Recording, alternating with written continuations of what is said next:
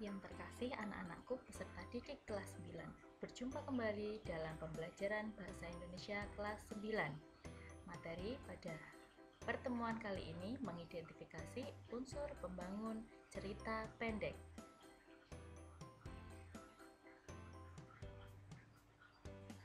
Tujuan pembelajaran pada video kali ini, peserta didik dapat mengidentifikasi unsur pembangun karya sastra dalam teks cerita pendek yang dibaca atau didengar. Sudah siap untuk pembelajaran kali ini? Yuk kita mulai. Pengertian cerita pendek. Menurut KBBI Daring, cerita pendek adalah kisahan pendek yang memberikan kesan tunggal yang dominan dan memusatkan diri pada satu tokoh dalam satu situasi.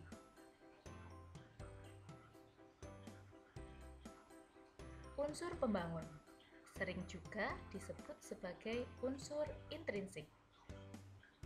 Unsur intrinsiknya ada 6: tema, alur, penokohan, latar, amanat, dan sudut pandang.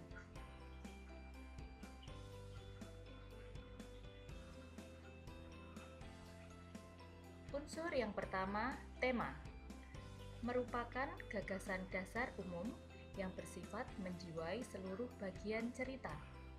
Contoh tema dalam cerpen yaitu keadilan, persahabatan, kecerdikan. Unsur yang kedua, alur, merupakan peristiwa yang jalin-menjalin berdasarkan urutan atau hubungan tertentu.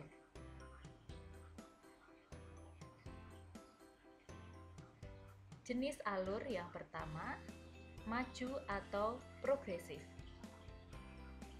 Jalan ceritanya berurutan dimulai dari tahapan perkenalan ke tahapan penyelesaian.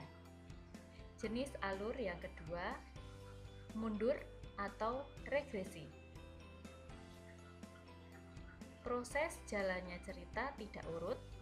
Biasanya pengarang menyampaikan dimulai dari konflik menuju penyelesaian, kemudian menceritakan kembali awal latar belakang timbulnya konflik tersebut. Jenis alur yang ketiga, campuran atau maju mundur, yaitu gabungan dari alur maju dan mundur. Pada awalnya cerita disajikan urut, kemudian pada suatu waktu penulis menceritakan kembali kisah masa lalu atau flashback. Unsur yang ketiga, penokohan, yaitu gambaran mengenai watak tokoh dalam cerpen.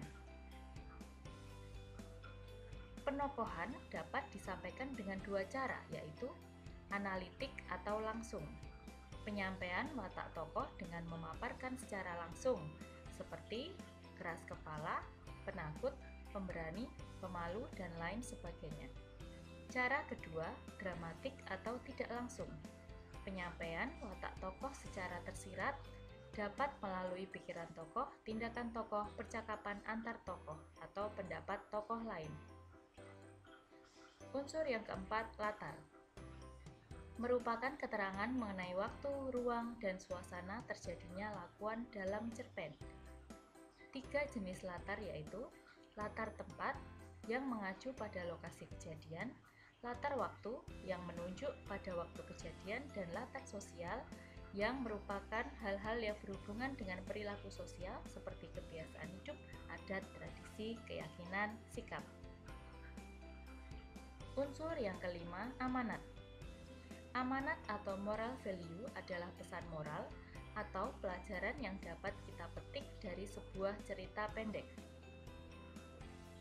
Di dalam suatu cerpen, pesan moral biasanya tidak ditulis secara langsung, melainkan tersirat dan akan bergantung sesuai pemahaman pembaca terhadap cerita pendek tersebut. Unsur yang keenam adalah sudut pandang, merupakan cara penulis memandang tokoh dalam cerpen dengan menempatkan dirinya pada posisi tertentu. Menurut teori sastra, Sudut pandang terbagi menjadi dua jenis, yaitu sudut pandang orang pertama dan sudut pandang orang ketiga. Sudut pandang orang pertama biasanya menggunakan kata ganti aku, saya, atau kami. Dua jenis sudut pandang orang pertama yaitu orang pertama tokoh utama. Dalam sudut pandang ini, tokoh aku menjadi pusat dari cerita. Contoh, aku sedang mengamati lemari yang berdiri di pojok ruangan. Di sana ada ukiran kayu jati yang menjadi saksi bisu kelahiranku. Disinilah 20 tahun lalu aku dilahirkan. Berikutnya, orang pertama tokoh sampingan. Tokoh aku sebagai pemeran pendukung dan sebagai saksi atas peristiwa yang dialami tokoh utama. Contoh, aku dibuat kaget oleh suara pintu di samping kamarku. Erika pergi terburu-buru, sepertinya ia terlambat kuliah. Erika adalah gadis yang manis dan disukai banyak orang. Sudut pandang orang ketiga.